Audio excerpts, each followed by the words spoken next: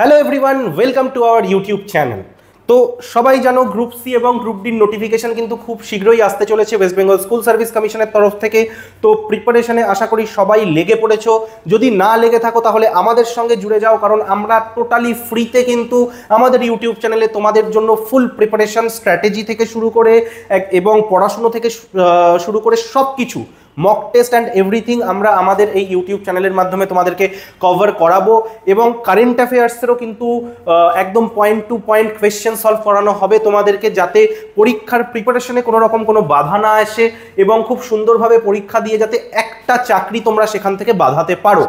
ওকে, তো ঠিক সেই হিসেবে যদি আমরা প্রিপারেশন করতে চাই তাহলে প্রিভিয়াস ইয়ারে কি ধরনের বা কি প্যাটার্নের কোয়েশ্চেন এসছিল সেগুলো আমাদের জানা কিন্তু একান্ত জরুরি হয়ে পড়ে। তো সেই জায়গা থেকে দাঁড়িয়ে আমরা চেষ্টা করব যে কি টাইপের কোয়েশ্চেন আমাদের আগের বছরে এসছিল সেইটা দেখার। তো গ্রুপ ডি এর কোয়েশ্চেন কিন্তু অলরেডি আমরা বানিয়েছি, আমাদের ভিডিও সেকশনে রয়েছে গ্রুপ ডি এর কোয়েশ্চেন, তোমরা ওখান থেকে দেখে নিতে পারো। আজকে আমরা যেটা করব সেটা ওয়েস্ট বেঙ্গল স্কুল সার্ভিস কমিশনের প্রিভিয়াস ইয়ার কোয়েশ্চেন। এটা কোথাকার? এটা হচ্ছে গ্রুপ সি এর। গ্রুপ সিতে কি কি প্রশ্ন এসেছিল আমরা জাস্ট প্রশ্নগুলো একটু দেখে নেব শর্টে, যাতে আমাদের প্রিপারেশনটাকে কিন্তু আমরা সেই লেভেলে নিয়ে যেতে পারি। তো তোমরা প্রথমেই দেখতে পাচ্ছ এখানে সেকশন 1 যেটা জেনারেল নলেজ রয়েছে, সেখানের প্রশ্নগুলো কি কি রয়েছে আমি জাস্ট দেখে নিচ্ছি। যে ভিক্টোরিয়া জলপ্রপাত কোথায় অবস্থিত, এই একটা প্রশ্ন ছিল। যে গ্যাসটি সর্বাধিক মাত্রায় বায়ুতে উপস্থিত সেটা হলো কি, সেটা একটা প্রশ্ন ছিল। আমি অপশনগুলো বেকার এখানে রাখিনি। মানবদেহের কোষে কি থাকে সেরকম একটা কিছু অপশন সেখানে ছিল। নেক্সট, ঝুম কি জিনিস সেটা একটা প্রশ্ন। পৃথিবী দিবস কবে পালিত হয়? ভিটামিন এর অভাবে কি রোগ হয়? নেক্সট, হিমোগ্লোবিনের কাজ কি? জেপিইজি যেটা একটা ফাইল মানে ছবির ফাইল ফরম্যাট, ছবিতে তোমরা দেখেই থাকো যে dot JPEG, dot JPG, dot PNG থাকে, সেই জেপিইজির পূর্ণ রূপ বা পুরো নাম কি? ওকে, অ্যালফ্রেড নোবেল কি উদ্ভাবন বা আবিষ্কার করেছিলেন সেটা একটা প্রশ্ন এসেছিল। মাউন্ট এভারেস্ট কোথায় অবস্থিত? রামসার সাইট যেটির সঙ্গে যুক্ত সেটি কি জিনিস, মানে রামসার সাইট কি জিনিস, জলাভূমি নাকি বনভূমি, সেটা একটা প্রশ্ন এসেছিল। সিএনজির পুরো নাম কি, এই একটা প্রশ্ন। মানুষের শরীরে মোট কটা অস্থি থাকে? এলোরা গুহা কোন রাজ্যে অবস্থিত? কোন সংরক্ষিত অরণ্যটি পশ্চিমবঙ্গে অবস্থিত নয়? অর্থাৎ নিচে 4টে অরণ্যের নাম ছিল এবং তার থেকে কোন অরণ্যটা ওয়েস্ট বেঙ্গলের নয় সেটা তোমার কাছে জানতে চেয়েছিল। ওকে, এই 15টা প্রশ্ন কিন্তু ছিল আমাদের সাধারণ জ্ঞান সেকশনে। এবার যদি আমি কারেন্ট অ্যাফেয়ার্সে দেখি তাহলে সেখান থেকে কি কি এসেছিল প্রশ্ন আমরা দেখে নেব। আনন্দমঠ উপন্যাসের লেখককে? নিচের কোন দেশ গ্রীষ্মকালে বড়দিন উৎসব পালন করে? কোন জাতীয় নেতা 2014 সালে ভারতরত্ন সম্মান মরণোত্তর পেয়েছেন? ঠিক আছে। তেলেঙ্গানা রাজ্যটি কত সালে গঠিত হয়? হু among the following scientist was associated with the theory of relativity? ঠিক আছে। 26শে নভেম্বর 2014 সালে সার্কের সামিটটা কোথায় অনুষ্ঠিত হয়েছিল? 13ই আগস্ট 2014 সালে প্ল্যানিং কমিশনকে কি রিপ্লেস করেছিল সেটা একটা তোমার কাছে জানতে চেয়েছে। Then India's nuclear missile tipped intercontinental ballistic missile is, অর্থাৎ ভারতের পারমাণবিক অস্ত্রে সজ্জিত আন্তঃমহাদেশীয় ব্যালিস্টিক ক্ষেপণাস্ত্র হলো, অর্থাৎ সেখানে 4টে নামের অপশন ছিল, সেখান থেকে কোনটা অ্যান্সার তোমাদেরকে টিক করতে হবে। হুইচ উইল বি, বা দেশের 13তম বৃহৎ সমুদ্র বন্দর কোনটা তখন ক্রিয়েট হয়েছিল বা ক্রিয়েট হওয়ার কথা সামনে এসেছিল সেটা তোমাদের কাছে জানতে চেয়েছে। ওকে, 25 নম্বর প্রশ্ন বলেছে যে রজার ফেডারার কোন খেলার সঙ্গে যুক্ত? 26 নম্বরে বলেছে জুপিটার গ্রহের চারপাশে ঘূর্ণায়মান নাসার মহাকাশযানের নাম কি? নেক্সট 27 নম্বরে তোমাদের জন্য ছিল হচ্ছে সর্বশেষ গঠিত ভারতীয় রাজ্য কোনটি? ভারতের জাতীয় পাখি কি? মৈত্রী এক্সপ্রেস 2 কোন দুটি স্থানের মধ্যে চলবে? অর্থাৎ কলকাতা থেকে ঢাকা পর্যন্ত যে মৈত্রী এক্সপ্রেস 2 তৈরি হয়েছিল সেটাই তোমাদের কাছে জানতে চেয়েছে। তো এখনো পর্যন্ত আমরা কিন্তু 30টা প্রশ্ন নিয়ে আলোচনা করলাম, যেখানে কিন্তু 15টা থাকলো হচ্ছে জেনারেল নলেজে এবং বাকি 15টা কারেন্ট অ্যাফেয়ার্সের সঙ্গে।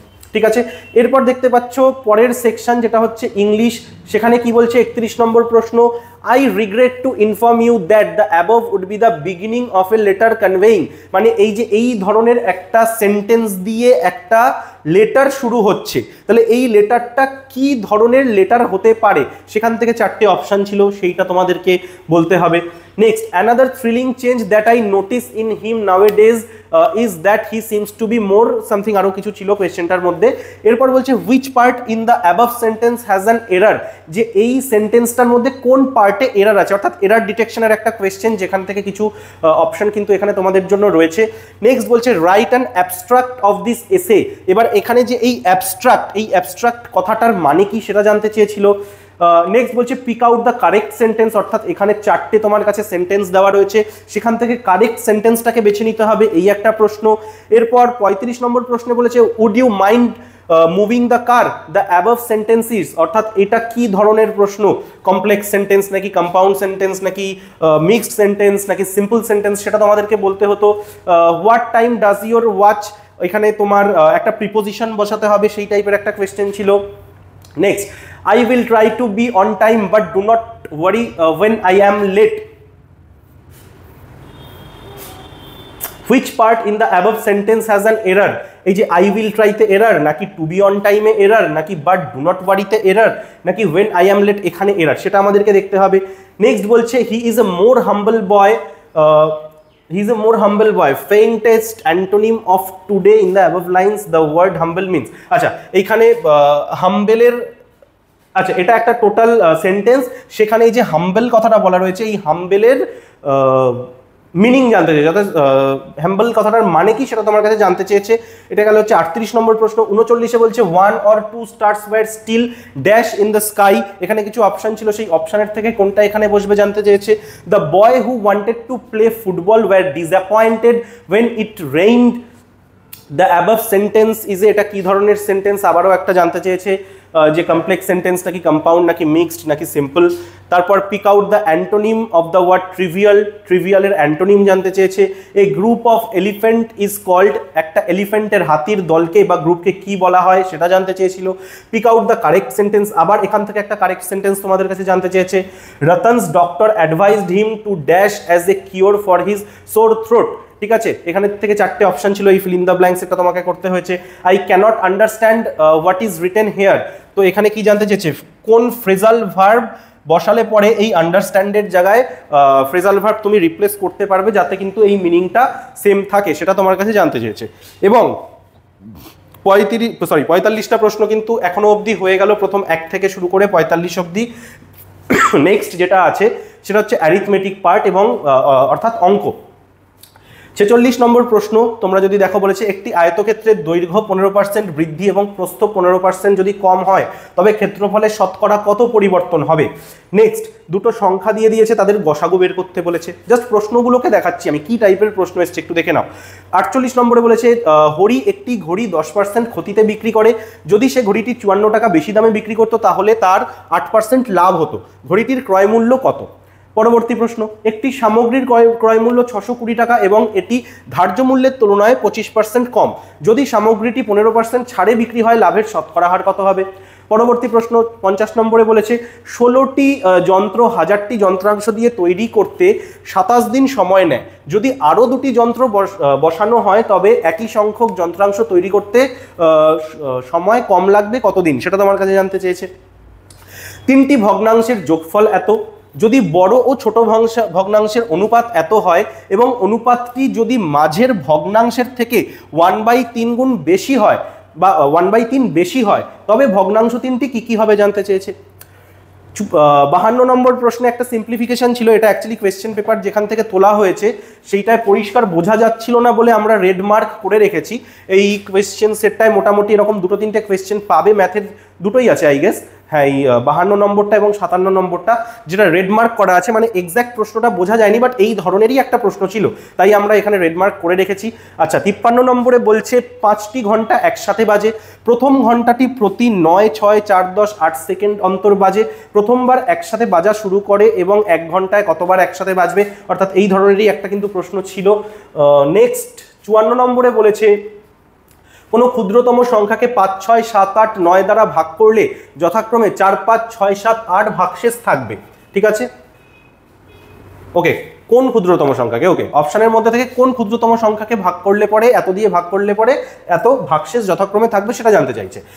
55 নম্বর, 500 টাকার উপর 40% ছাড় এবং 500 টাকার উপর পরপর 30% এবং 4% ছাড়ের পার্থক্য হলো।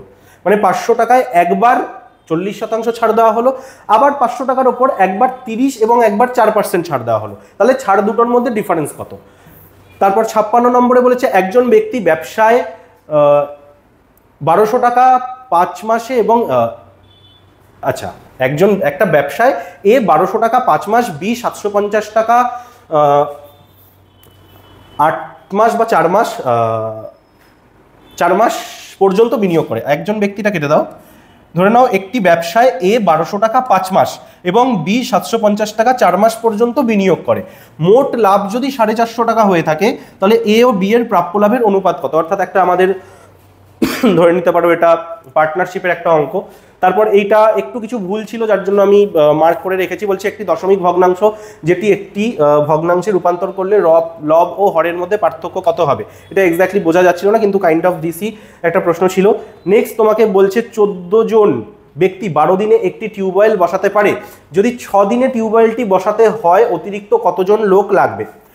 59 নম্বর প্রশ্নে বলেছে পরপর ছাড় দেওয়া হয় 10%, 20% এবং 30%, একত্রে ছাড়ের সমতুল্য কত? অর্থাৎ 10, 20, 30% ডিসকাউন্ট যদি কোনো কিছুর উপর দেওয়া হয় তাহলে টোটাল ডিসকাউন্ট আলটিমেটলি সেটা কত হবে সেটা তোমার কাছে জানতে চেয়েছে। বলছে 70 মিটার দীর্ঘ একটি ট্রেন 105 মিটার দীর্ঘ একটি ব্রিজ পার হতে 8 সেকেন্ড সময় নেয়, তাহলে ট্রেনটির গতিবেগ কত? একদম ইজি অঙ্ক। তো তোমরা দেখতেই পারলে যে এখানে কি লেভেলের প্রশ্ন হয় গ্রুপ সিডি এর জন্য। খুব বিশাল কঠিন যে কিছু হয়েছে তা বলবো না, মোটামুটি ইজি টু মডারেটই ছিল বা ইজিই বলা যেতে পারে। বাট তবুও যেহেতু সোজা প্রশ্ন, সবাই কিন্তু জিনিসগুলোকে পারবে, অর্থাৎ সবাই টাইমে কমপ্লিট করতে পারবে। তো আমাদেরকে কিন্তু ট্রাই করতে হবে ইংলিশ আর ম্যাথে যাতে ফুল মার্কস নিয়ে আসা যায়, এবং জিএস বা কারেন্ট অ্যাফেয়ার্স সেকশনে কিন্তু যতটা বেশি পরিমাণে অ্যাটেম্প্ট করা যায়। ঠিক আছে, এবং অ্যাটেম্প্ট শুধু থাকলেই হবে না, অ্যাকিউরেসিটাও যেন একদম পুরো 100% করার আমাদের চেষ্টা করতে হবে। কারণ 60-এ যদি পরীক্ষা হয় তোমরা এক্সপেক্ট করতেই পারো যে 50-এর ওপরেই কাট অফ থাকবে জেনারেলদের জন্য, কারণ এত মানুষ পরীক্ষা দেবে, এত দিন পরে ভ্যাকেন্সি বেরোচ্ছে। ঠিক আছে, তো এখনই কাট অফ ডিসাইড করা ঠিক নয়, তবু আমাদেরকে সেফ স্কোর হিসেবে 50-এর ওপরে স্কোর নিয়ে যেতে অবশ্যই হবে। তো সেই টার্গেট যদি তোমাদেরও থাকে, আমাদের সঙ্গে যদি প্রিপারেশন করতে চাও, তাহলে অবশ্যই কিন্তু চ্যানেলটার সঙ্গে জুড়ে থাকো, এবং পার্টিকুলারলি তোমাদের যদি কোনো জিনিসের দরকার পড়ে সেটাও আমাদেরকে জানাও। আমরা কিন্তু তাহলে সেই হিসেবে তোমাদের জন্য সমস্ত কিছু একের পর এক নিয়ে আসবো। দেখা হচ্ছে পরের ভিডিওতে, ততক্ষণ থ্যাংক ইউ।